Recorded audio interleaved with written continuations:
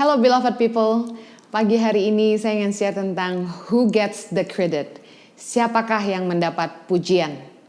Ada sebuah pepatah dalam bahasa Inggris yang berkata begini, more works can be done if it doesn't matter who gets the credit. Yang artinya adalah akan lebih banyak pekerjaan yang bisa diselesaikan bila tidak masalah siapa yang mendapat pujian. Di dalam mencapai sebuah tujuan yang sama, seharusnya kita tidak perlu memusingkan siapa yang muncul, siapa yang dikenal, nama siapa yang disebut, siapa yang diuntungkan, siapa yang menjadi besar, dan siapa yang menerima penghargaan. Seharusnya kita semua fokus melakukan semua yang terbaik yang kita bisa lakukan menurut kekuatan yang Tuhan percayakan kepada kita masing-masing, tanpa perlu harus bersaing, bahkan jangan sampai kita saling menjatuhkan.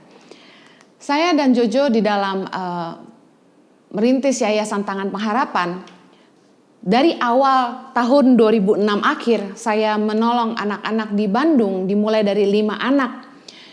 Saya tidak pernah mau tampil di muka. Jadi setiap kali kami ingin bikin rekaman video untuk encourage teman-teman untuk support Tangan Pengharapan, saya selalu meminta Jojo yang maju ke depan. Jojo yang selalu bicara di kamera.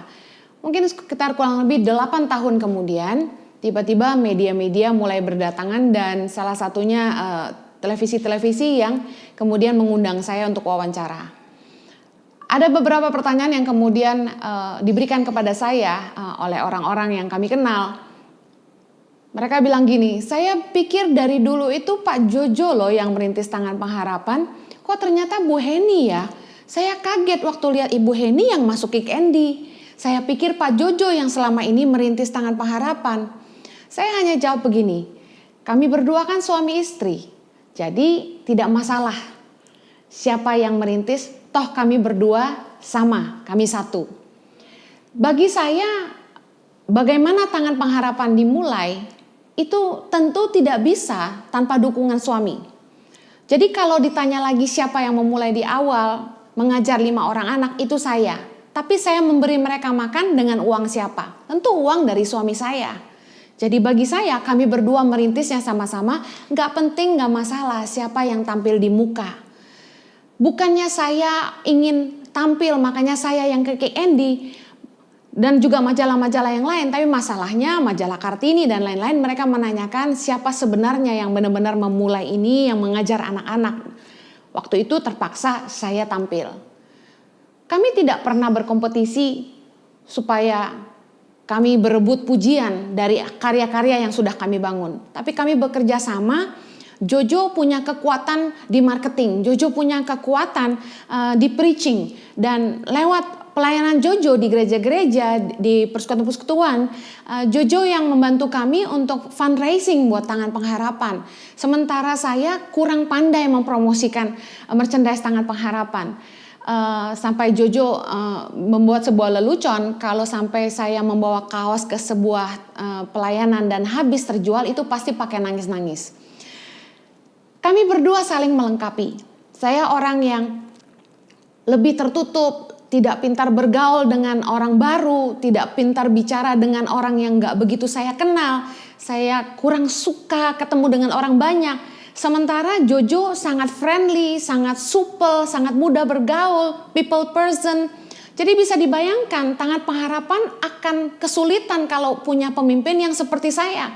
Jojo adalah seorang sosok figur pemimpin yang sangat melengkapi seorang Heni Kristianus.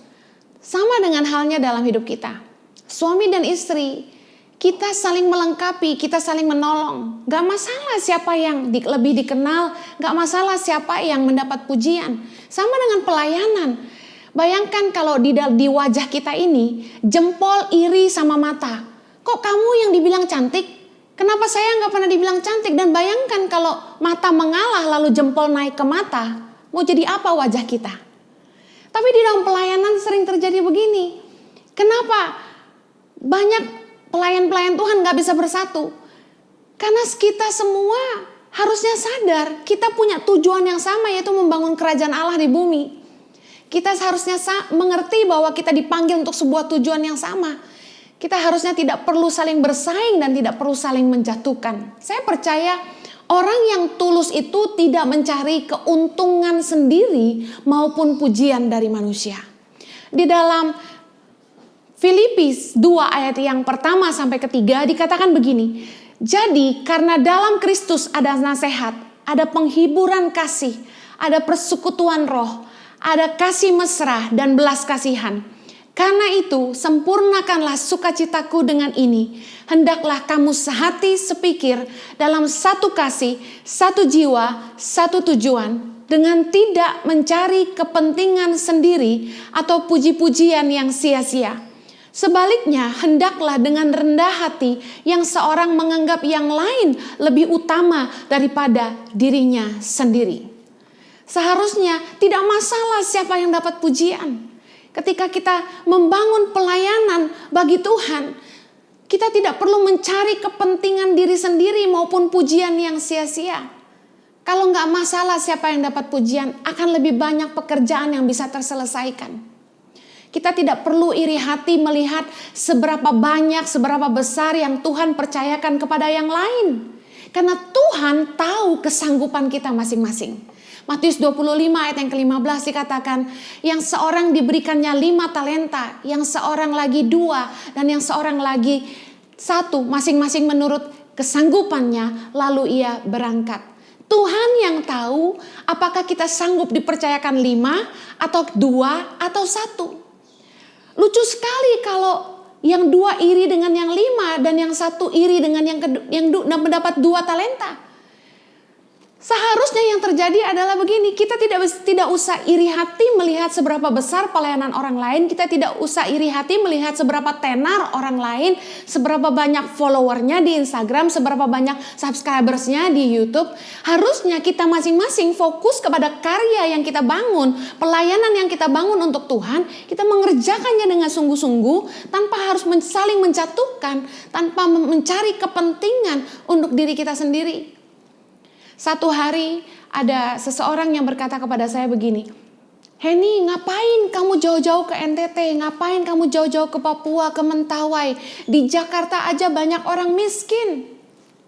Kemudian seorang rekan hamba Tuhan membela saya dan berkata begini, ya kalau kamu cuma dipercayakan lokal ya jangan iri sama Henny yang nasional. Saya tidak pernah lupa pembelaan ini. Saya sangat berterima kasih. Karena seringkali yang terjadi dalam pelayanan, kita iri hati terhadap orang lain. Padahal bukankah Tuhan yang tahu kesanggupan kita masing-masing. Suatu hari, salah satu staf yang ikut bekerja bersama dengan saya cukup lama dari awal. Kami sekolahkan dia, lalu dia ikut kerja dengan kami. Dia terbang dengan saya keliling Indonesia bersama-sama selama 8 tahun. Dan suatu hari ketika dia mendirikan yayasannya sendiri dan dia keluar dengan cara yang kurang baik. Dia bilang sama saya begini, tangan pengharapan ini bisa besar karena saya. Sayalah yang membesarkan tangan pengharapan. Saya langsung kaget mendengar pernyataan ini. Dan saya ingatkan dia, hati-hati untuk tidak mengambil kemuliaan untuk dirimu sendiri. Saya mau kasih tahu saudara, kalau Tuhan bisa pakai keledai, dia bisa pakai siapa saja. Kalau Tuhan bisa pakai keledai, kalau Tuhan bisa pakai batu, Tuhan bisa pakai kita, Tuhan bisa pakai siapa saja. Saya tidak berani sombong karena saya tahu kalau saya tidak taat kepada Tuhan, Tuhan bisa pakai orang lain untuk membuat pelayanan serupa seperti tangan pengharapan. Saya tidak berani sombong karena kemampuan berkhotbah itu dari Tuhan. Tanpa pewahyuan, tanpa hikmat dari Roh Kudus, tanpa kebenaran firman Tuhan yang dibukakan, apa yang saya mau sampaikan? Berkhotbah itu berbeda dengan ketika kita sekolah dan mengisi lembar ujian. Kita bisa baca, hafal, dan tulis. Khotbah itu betul-betul mengandalkan pewahyuan Roh Kudus. Dan tanpa kesaksian Roh di dalam kita, apa yang mau kita katakan kepada jemaat Tuhan? Banyak kali kita tidak sadar bahwa pelayanan ini bukan milik kita, pelayanan ini milik Allah. Tanpa Tuhan kita tidak akan bisa. 2 Korintus 3 ayat yang ke-5. Dengan diri kami sendiri, kami tidak sanggup untuk memperhitungkan sesuatu seolah-olah pekerjaan kami sendiri.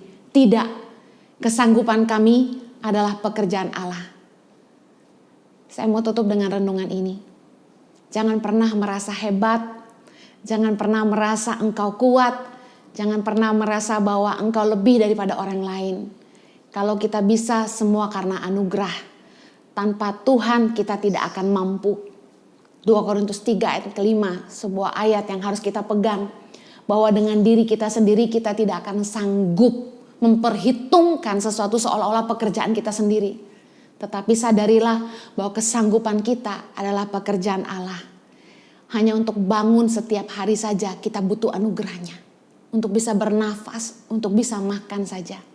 Kita membutuhkan pertolongannya. Andalkan Tuhan dalam hidupmu. It doesn't matter who gets the credit. Tuhan akan mempermuliakan umatnya ketika itu memang waktunya. Live a better life. Tuhan memberkati.